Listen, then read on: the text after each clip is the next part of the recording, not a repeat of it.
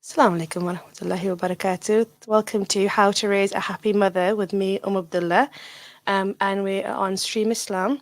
We're streaming on all IDC platforms. So I believe that's Facebook, Twitter, and YouTube. So you can watch there and please get in touch and interact as well. So as I said, this is a new show we're doing this year. It's usually how to raise a happy child, but we're focusing on the mother this year. And I'm Abdullah. I'm a new mother of a 10-month-old, alhamdulillah, just trying to navigate my way through motherhood. And over the next month, we'll be discussing a variety of different topics from physical health, mental health, and spiritual health, which we'll be discussing today, and how to maintain all of those while juggling motherhood and everything else that comes with a newborn, inshallah. Today I've got my dear friend Mariam with me. Assalamualaikum, Mariam. And Walaikum salam. And you Abdullah. have a 2-year-old, don't you? Allah Yes, Mabarak. yes, I do. Alhamdulillah. So you're one step further than me. So inshallah You can say that. Allah Mabarak. So you can share some of your experiences, inshallah. So as I said, we're going to cover a variety of different topics. Today, I think with us just entering this blessed month, we thought we'd start off strong and discuss how to maintain our spiritual health and our Iman in and outside of Ramadan, one after having a new baby, and how in fact having a newborn can get you closer to Allah, inshallah. Because usually, I know in my experience, in most experiences, it's the other way around and feel a bit of a disconnect. But inshallah, we'll be sharing some tips, beneficial to me as well, advice to myself as well, that should hopefully help us get the most out of the month. So yes, and producing today is Sister Sarah as well. So we have a whole new setup today. Me and Mariam, for OG listeners, we've done a few shows in the past, haven't we? We have. Alhamdulillah. But we came today a little bit. Well, I know I came a little bit. Thought it'd be a bit of a familiar environment, but it is all new and fancy. Allah Mabarak. So bear with us, please, if we are a bit slow on the technology front. But yes, as I said, do interact. Get in touch on those platforms: Facebook, YouTube, and Twitter. Was it? Yeah. Yes. So get in touch and share your experiences as well, inshallah. So I think as women we experience numerous changes throughout our lives, but one of the most significant is that of motherhood. Like one minute you're living your regular life, and then you're responsible for a whole other new human being, and it's really, I had lots of friends that had children, and I'm the eldest of like 5 siblings. So you think that you have an idea, but you really don't fathom it until you experience it yourself. Sleepless nights, fatigue, the emotions, the hormones, and the complete disruption of like your routine. Like it literally just goes on its head. So, and that's just I think a lot of mothers can relate to that, and are probably like mothers of not just new first-time mums, but like mums who are like mums to multiple children. Yes. It probably just doesn't stop, does it? The worry, the anxiety, and the sleepless nights. And every child is different. So even if you've had one, the next child could just be a completely different challenge. And then there's also the challenge of having multiple as well. That's why there's a reason Allah refers to this period in the Quran as weakness upon weakness. Or hardship upon hardship. I think it's in Surah Luqman, and that's the era between pregnancy and breastfeeding. And it says, and we have enjoined upon man for his parents, his mother carried him in weakness upon weakness, and his weaning is in 2 years. Be grateful to me and to your parents. To me is the destination, and that's Surah Luqman, ayah 14, I believe. And the word comes from the root word. Let me check my notes. Wow, ha, noon, which means weak and feeble. And Allah doesn't call this time period just wahan, if I've pronounced it right. It's weakness or just weakness. It's weakness upon weakness, hardship upon hardship, and all the above things layered in double. So next time someone brushes off your hardships, sometimes people say, "Oh, all women do it. Women are built for this." Have you heard that? Oh, that's too many times. Yeah. Oh, that's why mothers have 3 times better rank. Know that in your heart that the Lord of the worlds accept it as hard. Allah has said it's hard, and not just hard, really, really hard. So That reminds me, I'm not sure if it's a hadith, so correct me if I'm wrong. And Sarah, chip in if you like know the hadith as well. But is there a hadith about a man who carried his mother on his back doing Hajj, and yeah, he did the whole Hajj carrying his like elderly, frail mother on his back, and it was said to him that this doesn't even make up for like 1 ounce of pain that she went through. I'm paraphrasing here, so I don't can't quote think of me. the reference, but I have But read the it doesn't hadith. make up for like the one, tear or 1 ounce of pain that she went through carrying you, i.e., the burden of like she carrying you in her womb. Mm. So this is like that reminds me what you've just described, the hardship upon hardship or weakness upon weakness about that hadith or quote there. Yeah, subhanallah. So it's true. So I think that's uh, such an important Mm. point that we need to remember that Allah has recognized that, even if other people don't. Yeah, and yeah. Oh, okay, Ah, exactly. okay, thanks. Okay, Jazakallah khair. what was the reference? Can you just say that out loud? Oh, okay, you got an Arabic. Not a native Arabic speaker, unfortunately. We'll come back to it. Yeah. But if you can Or give the actually, can reference, you post the reference for anyone who's listening, I was just in gonna case, say on the page in front of us? yes. That would be good because then that way I can refer back to it later as well. But I Jazakallah. just wanted to say that point you made earlier as well. Do you know how you hear that phrase? Oh, every mother goes through this. It Yes. doesn't mean, and it's the most natural thing in the world. You might hear that sometimes. Yeah. It doesn't mean it's necessarily the easiest thing in the world. Yeah, definitely. Oh, have you heard Like, something similar? Like our mothers went through it, oh and they yeah, had like far, fewer resources and you know it actually gadgets reminds and gizmos. that reminds me of one more thing. Do you know when your parents generally say, like when they try and encourage you to go to school, Yeah. I had to walk 20 miles to get Yes, in the to school. snow, this deep, the Yeah. snow. It's very, very similar to what they say. Yeah. And of course, becoming a mother does bring unimaginable amount of joy. Oh, I'm thinking of Abdullah. Mm.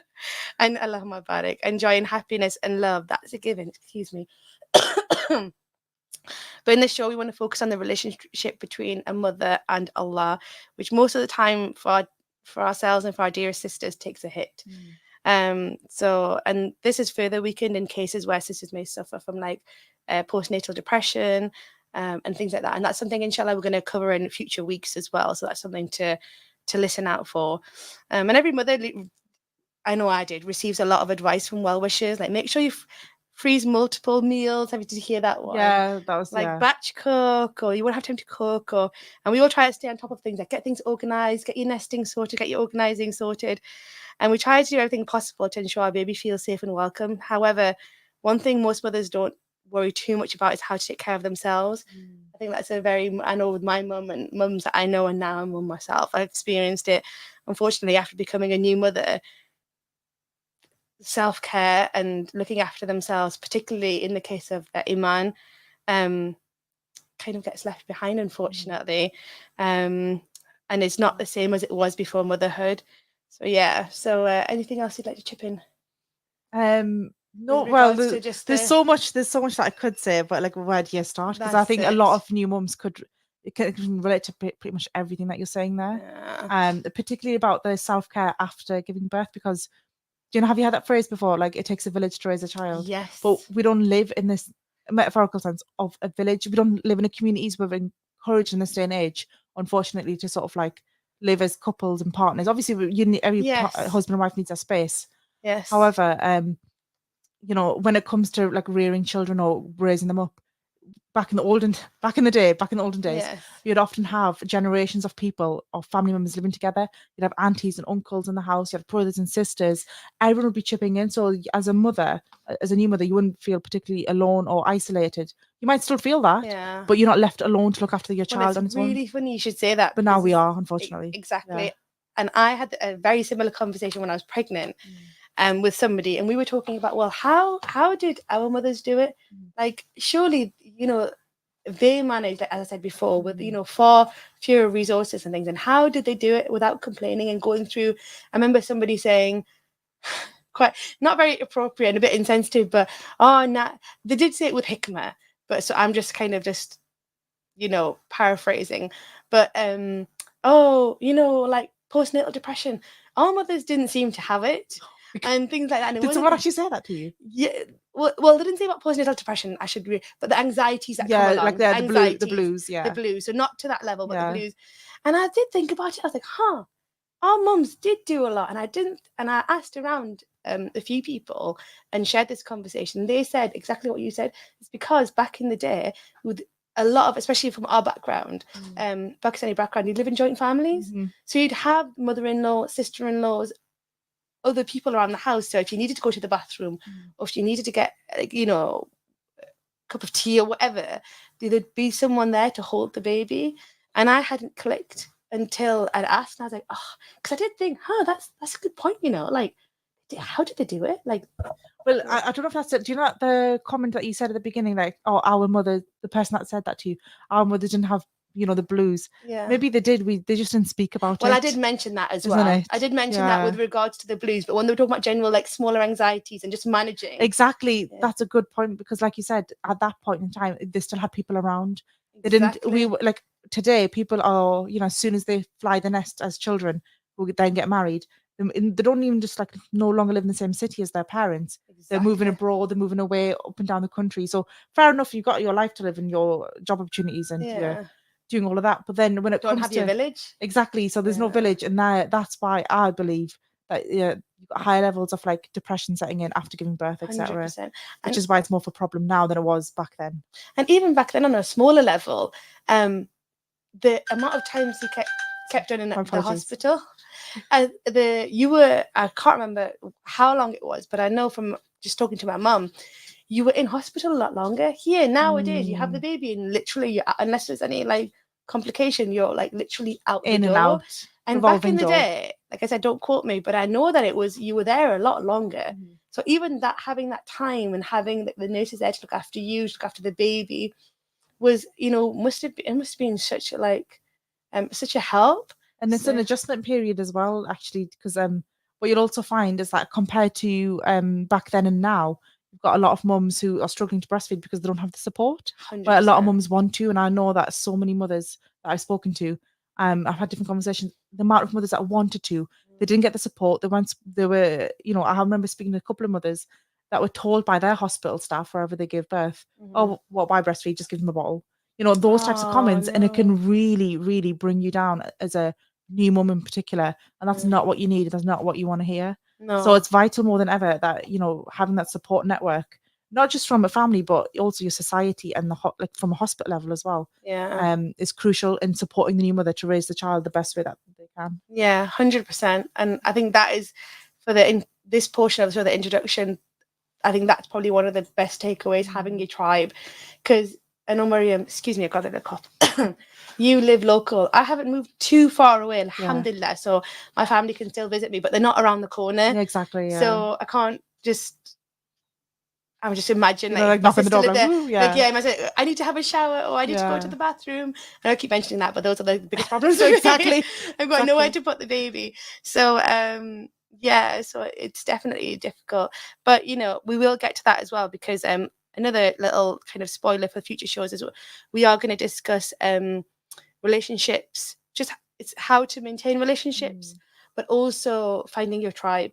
And that's something that I know for me, not having my family like around the corner was just, it just made the night and day difference when I found that. They're a crutch you need at that point. Have you heard the phrase like, oh, sometimes people use other people as crutches to lean on in a negative sense, but after giving birth, it's something that you actually need to support you.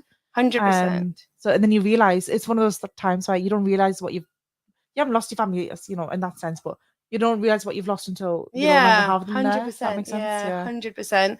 I thought I'd settled in rather well into the community, but when you have a child, it's just that's when you sort of you feel it. But again, in future shows to come. So I thought we'd start off almost at the beginning, and we're talking about how to maintain your iman. And I think the biggest hit, one of the biggest kickers, is the nifas, the postnatal bleeding period. And that was really hard for me, because you do feel like, even if when you have your menses and you have your period, that's what, like up to like 7 days. It's not that much, but 40 days, up to 40 days, it's just so long without Yes. praying salah and having that connection. And I think even, I mean, even if you could, the exhaustion is something else which we'll get Mm. to. But yeah, after the nifas period, I was hoping to get right back into it. You're thinking to yourself, like, okay, I'm not praying because I can't pray. Yeah. But you don't realize that even when you are allowed to pray, there are so many other factors which Mm. kind of make it so difficult for you. And so yeah, I think that was really, really tricky for Can I me. ask, is there anything for you in particular that struck out for your only fast period where, on a spiritual level, you either missed or you felt grateful for that Allah gave you that excuse? You know what? So anything like a positive or negative that you want to sort of share with people? I'm doing this show and I'm supposed to be revisiting it. And it's remember Abdullah's only 10 months, but I feel like I can't remember anything. When on the brain does shrink. I did some research into Brain what they fog, call yeah. baby brain, and I definitely have that brain fog is still real. I think for me, it was definitely Salah. Mm. You base your whole routine around Mm. Salah, your timetable. There's loads of like optional deeds that you like to do, but the obligatory ones are the ones that you can always rely on. Like Mhm. even if you don't do your Monday fast or Yeah. whatever it may be, and I think not having that Salah just turned everything upside down. Like your Mm. routine is already all over the place anyway with a newborn, but if you were able to rely on your Salah, you would think that would kind of give you a bit of structure. Yes, And for me, yeah. I like routine and structure. I need that. And so not having that was a big thing. But to be honest, it's all a blur. If you're asking me right now, the Salah is the most prominent thing I can Yes. remember. What about yourself? Like, give me a second to think. For Your me, thoughts. it was the Salah, but we were just discussing briefly. For me, I was so eager to pray in the first 6 weeks, but that was like obviously postnatal bleeding can last for those 40, 42 days. I was so eager to pray, but then I realized that after the 40-day period had elapsed, it was actually harder to get it back into that, not just back into the routine, but um not just back into the routine, but back into your obedience of Allah, because it comes in so many different forms, and not just about raising your child the right way, but making sure that you're doing justice by yourself, making Yeah. sure that you keeping yourself spiritually I don't want to use this phrase. Nourished. I was going to say spiritually moist, but nourished is better. That is a better phrase to check. Yeah.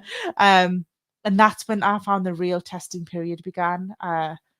You know, not not being too exhausted, but being exhausted nevertheless while praying. And then you end up feeling guilty a little bit, because you're just like you're trying to pray, but then the baby's crying and you're like this. And it's just, but obviously I think a lot of mothers can relate to that. And I think coming back to that point, making sure that you're building up your relationships and you're nourishing those relationships with people that are going to support you in the time when it really matters most is vital. Because inshallah, if you ever have any future babies, you know now what you want to avoid for the next time. If that makes sense. 100%. And Yeah. that's a learning curve. Being a Yeah. mother and how to navigate that is a learning curve in itself. Yeah. And though the show is on motherhood, and if we had more time, I would have loved to have kind of expanded into about pregnancy as well. Um, a lot of people gave me the same advice, which was try and really, really strengthen your iman, build up your knowledge Mm. during pregnancy. So because these are like these sisters already had children, so they obviously had the experience and they knew the hit that was about to come. Yes. So they encouraged me like during pregnancy, this is your time like to really, really lock in those habits, get that knowledge and everything. So Doesn't um that remind you of that hadith about five, take advantage of five before five? And yes, one of them is yes. take advantage of your time before your preoccupation. And Mm, obviously, children are, we've only got one child each, but it's yeah, like a alhamdulillah. preoccupation in itself. So imagine those mums who have got multiple children. Can't It even really does imagine. suck your energy out, doesn't it? Literally, And I now, mean, physically as well. Like yes, even through yeah, pregnancy, they suck everything out of you. I don't know how much. There was a fact. How many what percentage of your like whole body yes. that the baby takes. Exactly. Um, I can't remember it either, yeah. but it makes you appreciate or not want to take for granted the time that Allah gives you, prior to being occupied with children. I say this to a Because lot of my like family and friends yeah, that don't have kids. I'm like, I know people used to say it to me, but I really didn't like appreciate it it. But doesn't I'm click, does it? telling you now, I'm like, it's gonna take over your whole life. And I said that in the introduction, you can't fathom it. You you literally, unfortunately, can't. You don't know to what extent it takes over your life until you have the child. Yes. But to all those people that are listening that perhaps are not at that point yet, really, really make the most of it, because It's important that, yeah, because the things that you wanted to do in terms of your Islam, your Iman, and nurturing your level of knowledge, reading books, seeking that knowledge, going to classes, you can't take that time for granted, uh, until you, and then you won't know that you've taken it for granted until something else comes along major, where your responsibilities have now shifted to being in charge of another human being like that. yeah, So that's the advice that I would give to like friends who you know uh, are looking to have children, etc. See what you can do now before having a child comes along. definitely. And you mentioned advice. I think now the next portion of the show, now we've painted a very colourful picture of the good, the bad, and the ugly. It is just actually, before I go on to the next point, we have painted it very, like, me and Mariam both had very rough nights with our children, Yeah, so I think that's why we're in this bit of a mood. But it is beautiful, like sleepless this. nights plus fasting, excellent combination. But the joy that they bring, Yeah, alhamdulillah. subhanallah, alhamdulillah, is just, yes. And so we'll go to the comments now as well.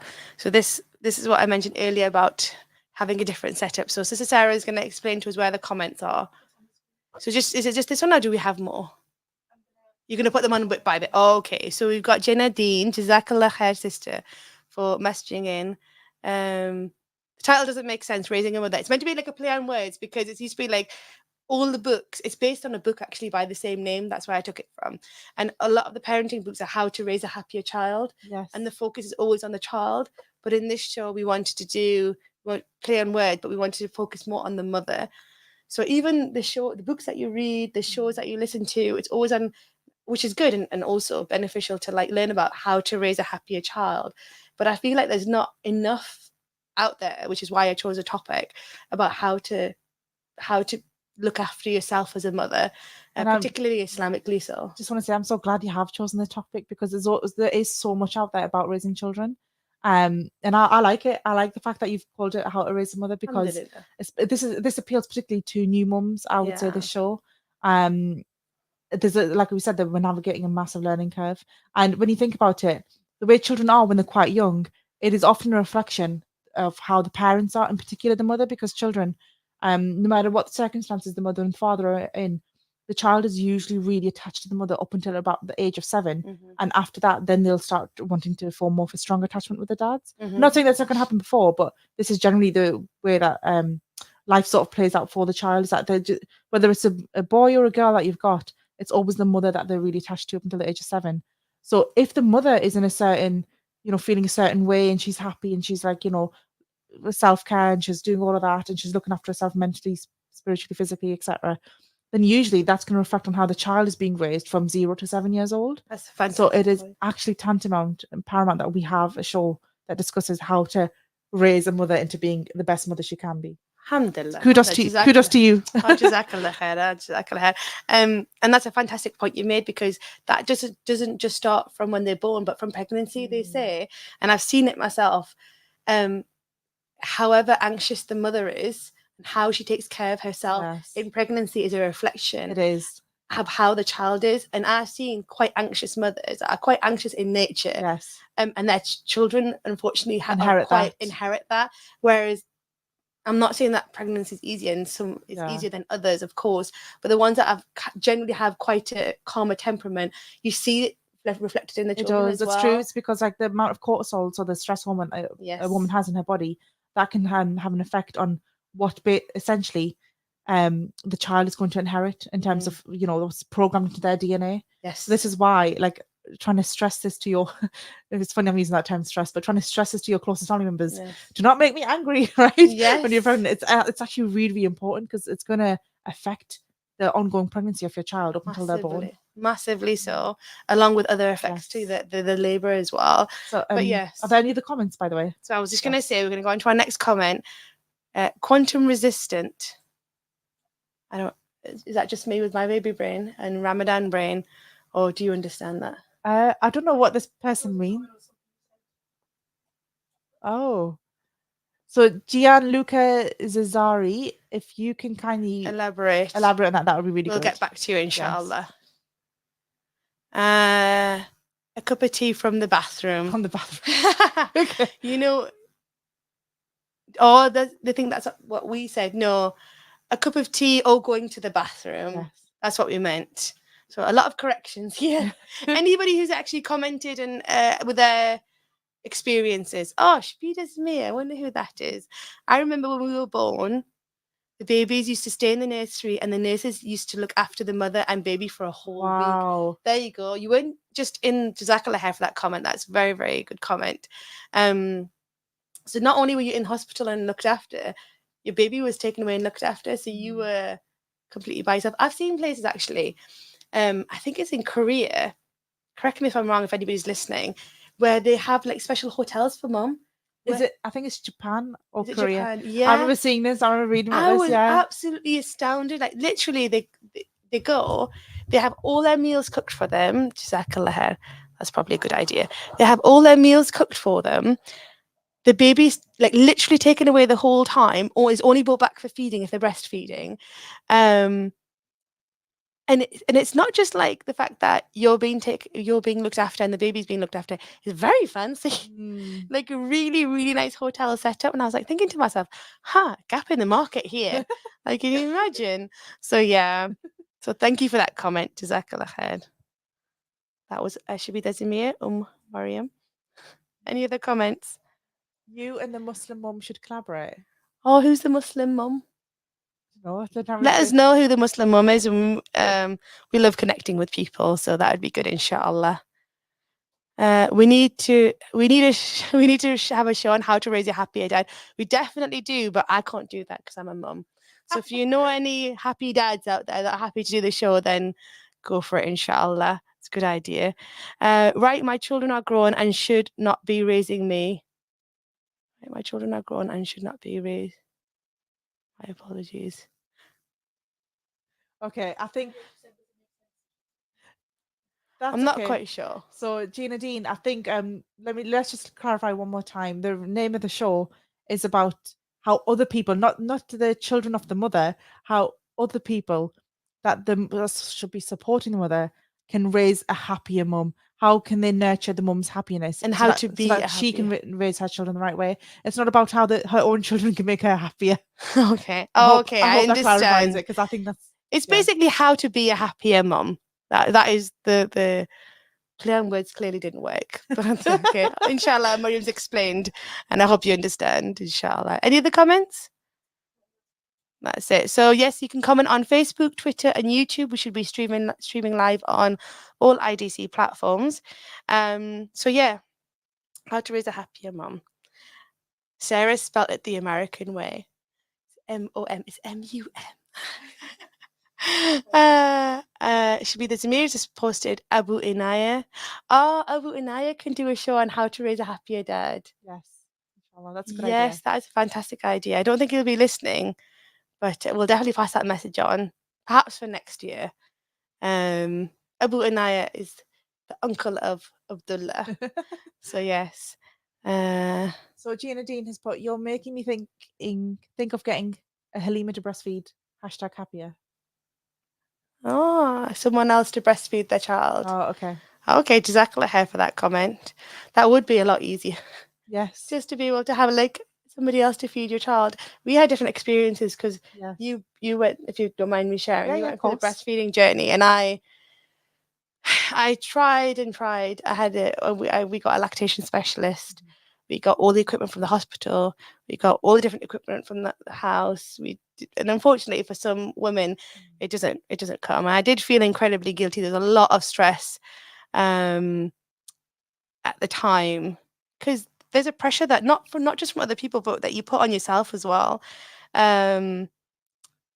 But sometimes, sisters, it just doesn't come. How hard you try. Do you know what? That reminds me of like what I was saying earlier. Do you know how people use that phrase often? Just because something's natural doesn't mean it's easy. And Yeah. breastfeeding is probably the number one most prime example of it. Just because it's the most natural thing in the world, because Allah has designed us that way, it doesn't mean it comes easy. And it's stressful if you for do, women. and it's stressful if you don't. Exactly, because women get slack all over the place about when it comes to breastfeeding, because there's always other people going to comment about how you should do it, how long you should do it, are you doing it right? Because I know Yeah. from my perspective, like for example, for the viewers that don't know, my in-laws are not Muslim, so when they hear about, as a Muslim mum, breast aiming to breastfeed your child up to 2 years old, they think that's weird because after 1 years old, they don't see it as a baby anymore. Yeah. But obviously, we know from Islam that the right of the child is to have the right of the mum's milk up Milk. to two. Hmm. So they just couldn't get their head around that idea. But I Yeah. think that's quite inherent in a lot of not just non-Muslim but Muslim communities.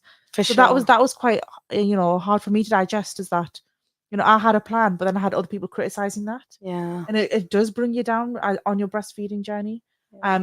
And like just like yourself and other women and other mothers that I know, the amount of times where they needed the support, they wanted the support, they just didn't know who to call, they didn't know who to turn to, and when they did, sometimes they were just met with like, well, what's the point? That attitude. So it doesn't help. And Uh, I must mm, admit, I was so blessed, alhamdulillah, that I had a fantastic service around me. Like, mm, where I had Abdullah, compared to speaking to my friends who had their children in other hospitals mm, in other areas of the country, it was just so different their mm, experiences. And I was really, really blessed because, like I said, they were very, very supportive of the breastfeeding journey, very mm, encouraging. The whole service down to my midwife was very pro breastfeeding. mm, So I was kind of in that very, very pro breastfeeding mm, environment, with from the hospital to the midwife mm. to the doctor staff.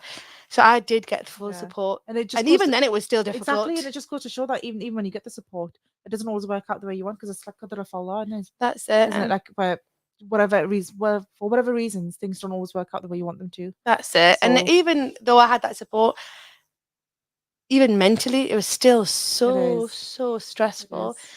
Oh, subhanallah, that was just Allah Allah. reward you so much I for was just about to say the same everything. to you. I was I like, Allah mean, reward you for your journey. But I I mean, mean, but yeah, alhamdulillah. But anyway, the next part of the show, we're going to inshallah share tips. Um, and this advice is for myself as well as everybody else watching and listening. Because I feel like I feel like he was just born yesterday. I feel like he's yes. still a newborn. I I can't feel like believe it. I feel like I've just blinked in. He was born into your son.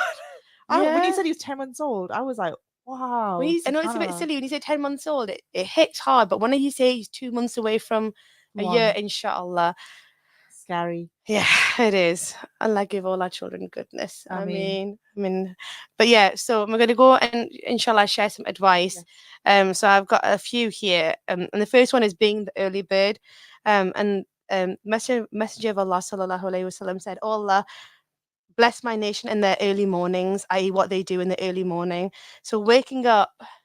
Okay, again, all this advice is advice for me, and I know that I'm saying it, but I know it's easier said than done. But just inshallah, I'm still sharing it because it may benefit somebody. mm, Um, but getting up early in the morning, you're up anyway. So things like the hajjud. I know that when Abdullah's feed kind of fell at the hajjud time, it was easier because you're like, oh, you're up anyway. You go to the bathroom, you do your wudu in preparation for fajr. So making the most of those blessed early hours, I think, if you can. I know, like, again, it's so hard and you're so exhausted. mm. And even getting up to feed and change them is just like probably the most you can do. But making the most of that time if you can, I think is Can I just add beneficial. something? Yes, please. Because I've just realised something funny that you said. Do you know, as you're like speaking, Yeah. I've just been processing what you say. It Uh-huh. looks like I'm just like zoning out, but I'm not. Right, I am processing it. I know you well enough. I can see the cogs I've whirring, just mashallah. just realised something. Do you know, like when no matter like how old your child is in the first couple of years, what you've Mm-hmm. just said is so important because do you know, like as a mum and as a wife, as a homemaker, whatever you are, if you're working on top of all of that as well, subhanallah, sometimes you can just let things slide. If you, or, if you can't get that room tidied, if you can't get this hoovered or the dishes done, sometimes you can just let these things be compromised. But one thing that I wish I was stronger in and that wish I'd nurtured better was not is setting boundaries for myself and not being not allowing myself to compromise certain things. Mm. Like, when that exhaustion hits you, Yes. like when because I think we were talking about spiritual dips and spiritual lows when it comes Yes. unless we're going to come to that in a bit more depth. I'm not sure, but No, go for it. That's the whole is topic of that the show. when you're hitting a spiritual low or a spiritual like hit in your iman because of that pure tiredness, because as mums we're naturally the ones who are the go-to for when the baby wakes up during the night, etc., regardless whether you bottle or breastfeeding. It's always the mum who normally takes on that burden anyways. I realized that setting boundaries and setting something that's uncompromisable would have probably been the next thing that I would do if I was to have another child. Is that I'm not going to let this come. Salah is not compromisable, anyways. I'm not saying that it was to begin with, I know what you but mean. when it comes to having a child, it's like no matter what, you're gonna do that as a bare minimum, and the dishes, the hoovering, whatever, all of those can Yeah, wait. yeah, Other things on your never-ending to-do list, they can wait, but your obedience to your creator shouldn't. hundred And I've percent. just realized Mashallah. that when you said that, the way you said it, that just made me click. Like, look, Subhanallah. look, why did that not make sense to you before? Because you know So why I thank you for didn't. that as well, Mariam. Oh no, that thank you for that excellent point. And you know what it is? You were talking about exhaustion, but it's not just exhaustion. Remember, you are ill. You're poorly. You like you have a massive, not to be graphic, wound.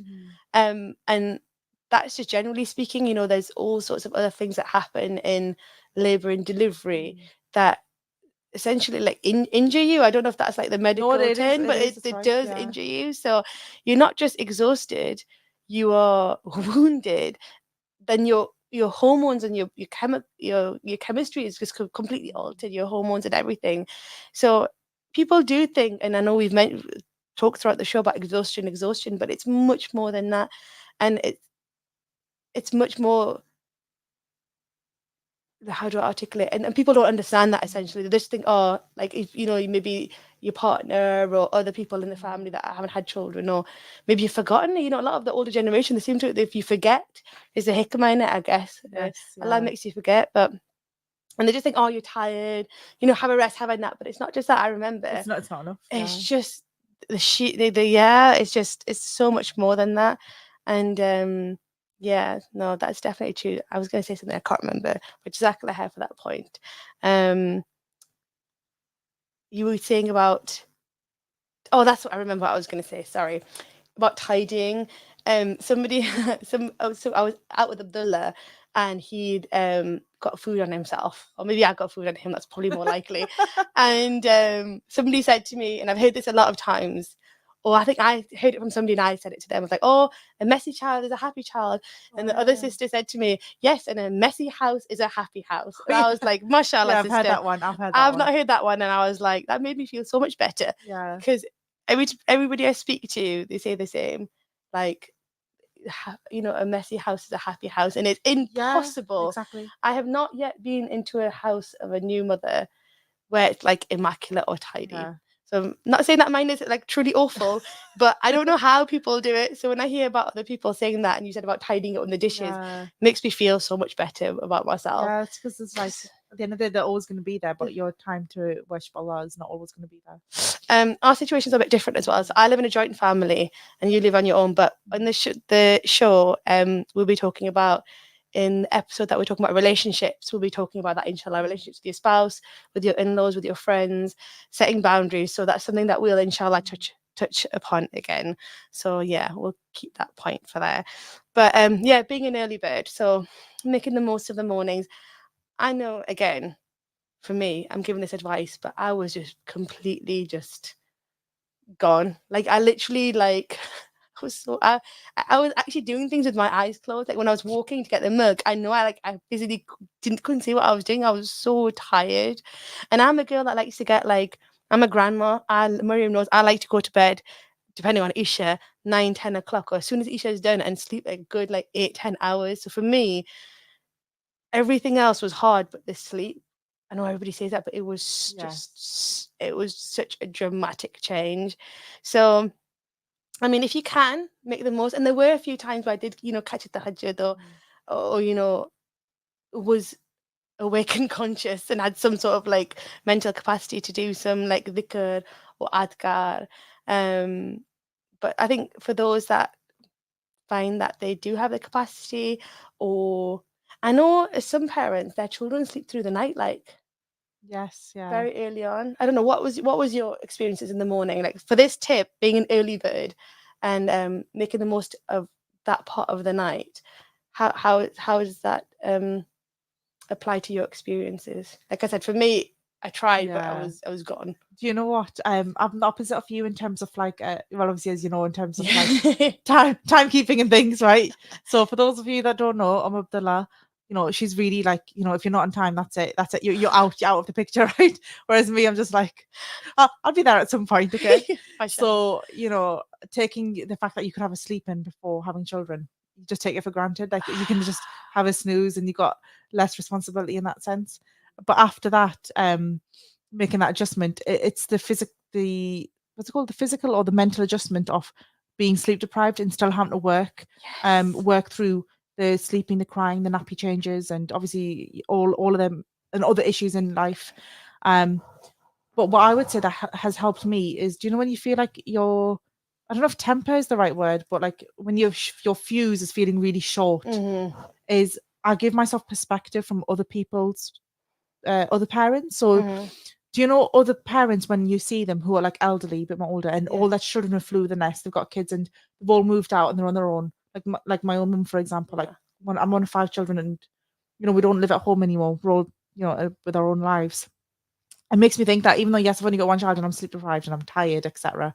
Everything that I could keep saying forever, it would just me. I just think about my daughter being, 20 years old or whatever, not there being there with me, and I think about myself 20 years in the future if I'm, alive still, by the grace of Allah. Allah give you a long life I full of mean, goodness. I mean, I mean, and you as well. I I mean, mean, I just think about myself 20 years in the future, looking back at myself now, thinking, oh, I wish I had more time to hug my daughter. I wish I had more. I wish she was crying in my arms one more time because I could comfort her. But instead, I then think about her being off doing her own life at 20, 21 years old. And I'm just sitting there by myself at home thinking about her. And I think about thinking about that, if that makes sense. I'm not How crying. You're crying. I think about not wanting to be missing her. So Oh, I just try to subhanallah. enjoy her tears. I try to help her with her tantrums. I try to take it all in, despite how exhausted I might be, because I know that one day I'm going to blink and she's not going to be with me anymore. So Subhanallah. that's how I personally get through it, by having forward thinking. You know what? That's a really interesting point because on Not hindsight, social yeah, media, your algorithm, it knows you. yeah, You get a lot of the parenting content, and actually, there's is a big what do you call it? Motivational speaker. And he yeah. speaks on parents and stuff, and he gave an example exactly like what you said, Really, pretty much. He said, whenever your child is testing you, and you are really at the end of your tether, imagine yourself old and imagine yourself that you're older and you have a time machine and that time machine can only bring you back to this moment. How would you act? You wouldn't be that. Imagine you're only able to come back to this moment yes, in particular. You wouldn't be. You'd be so grateful to be yes. revisiting it. So it's very, very similar to what you said actually, mashallah, Subhanallah. subhanallah. And it is true. It's Allah make it easy for all of us. I mean, So yeah, that's definitely a difficult one with the mornings. But that was one tip. mhm. Inshallah, it does benefit somebody. So the second one. Sorry, in relation to that, the first tip of being like how to deal with early mornings, is that what it was as So well? yeah, so it's not how to deal with it, but how to make the most of early mornings. A Okay. lot of the time, I know a lot of people have it on their like goal list to want to pray tahajjud, for Yeah. example, or make the most of that part of the night. And obviously, generally speaking, you have your normal routine. Mm. You go to bed, you wake up for fajr. It's just you're not awake unless you do something like night shift. You're not awake constantly through the night Yeah. unless you have a baby, that keeps you up all night. So it's kind of making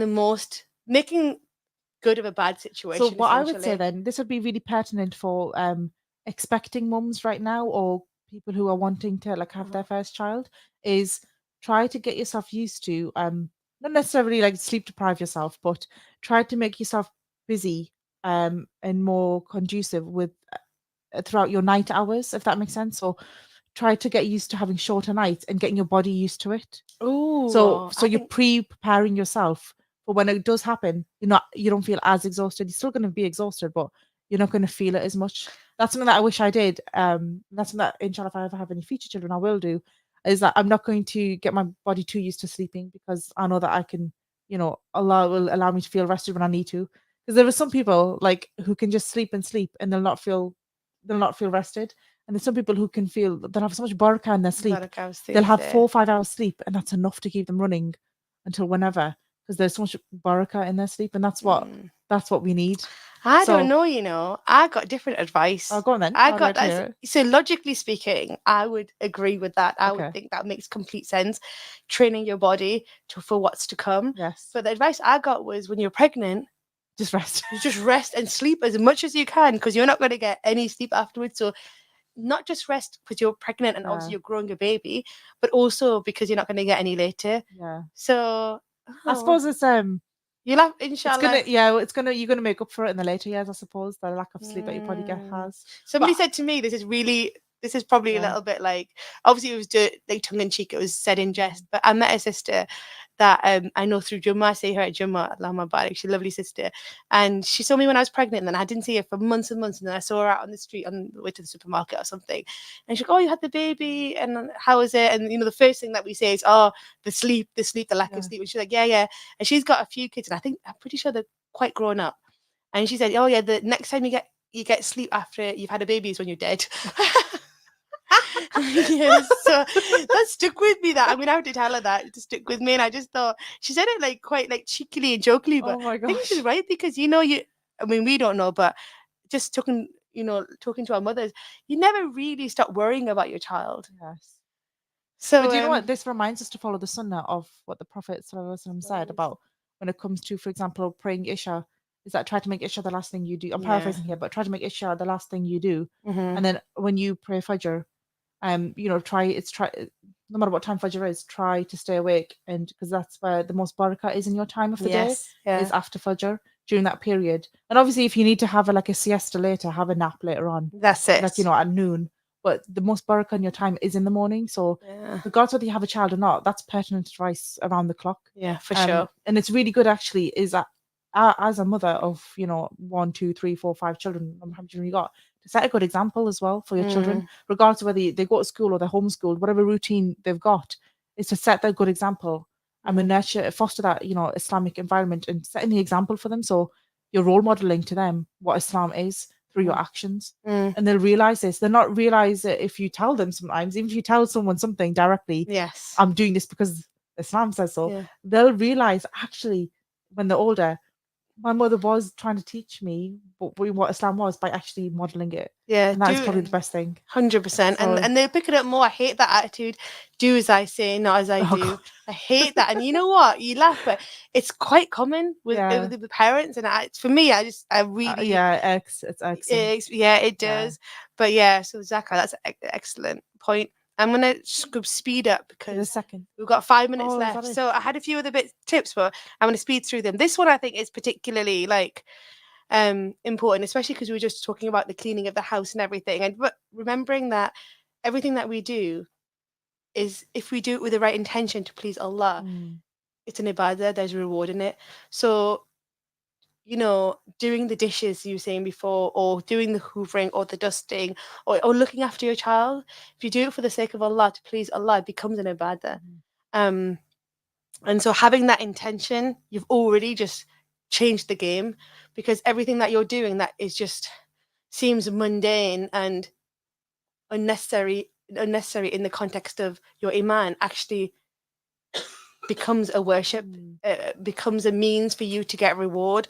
So I think that's a nice easy one, to be honest, because we're doing them things anyway. We're changing the nappies and we're feeding the babies and we're tidying up, and so changing your intention, I think, um, and having patience with your child, I think, is, I'm going to keep it short because of the time, um, is important. So mhm. yeah, anything you want No, to add to that's that? it. I mean, we could talk more about that in the Yeah, episode about relationships, about how other people can share the burden. But I think for now, definitely. that's quite good.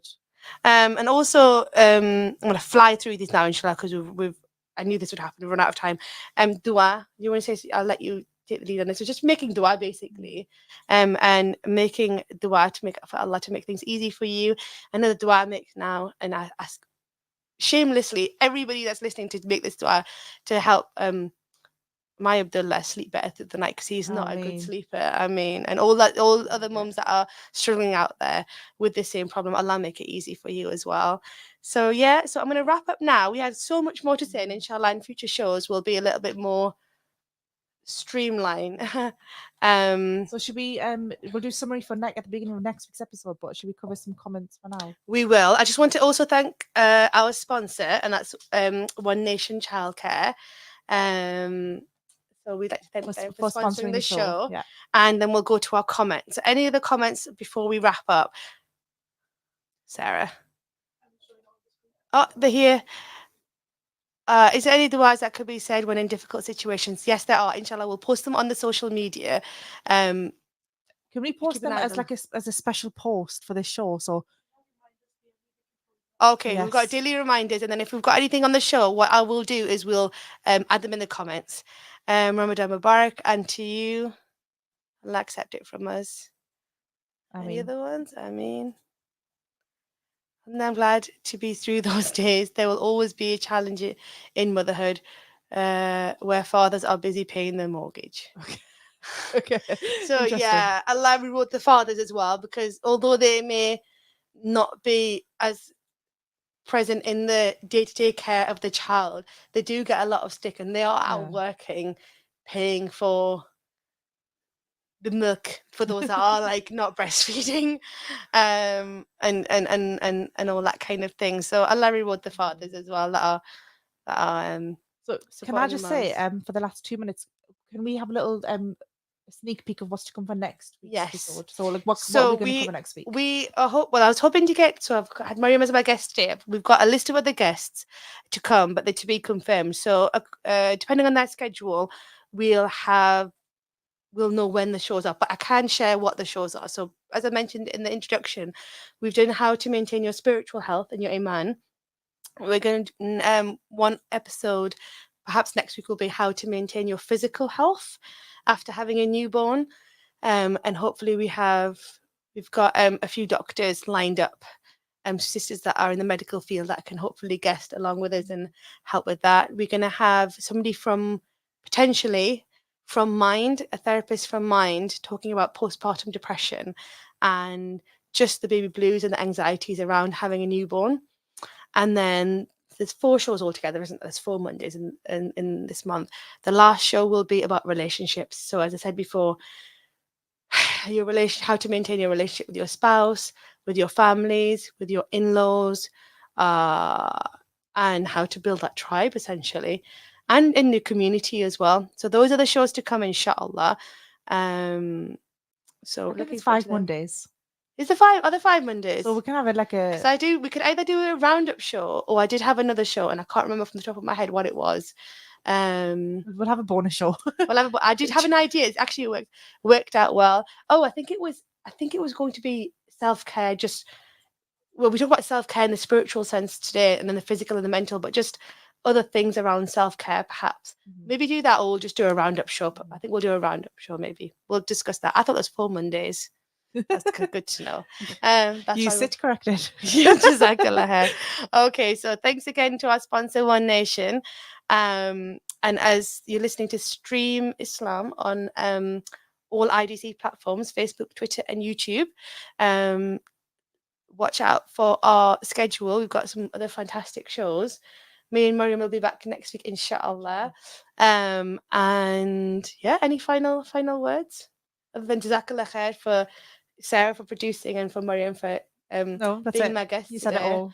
Okay, Thank you. inshallah. I hope everybody has a lovely iftar and Allah accept this Ramadan from us. Ameen. Assalamu alaikum wa rahmatullahi wa barakatuh.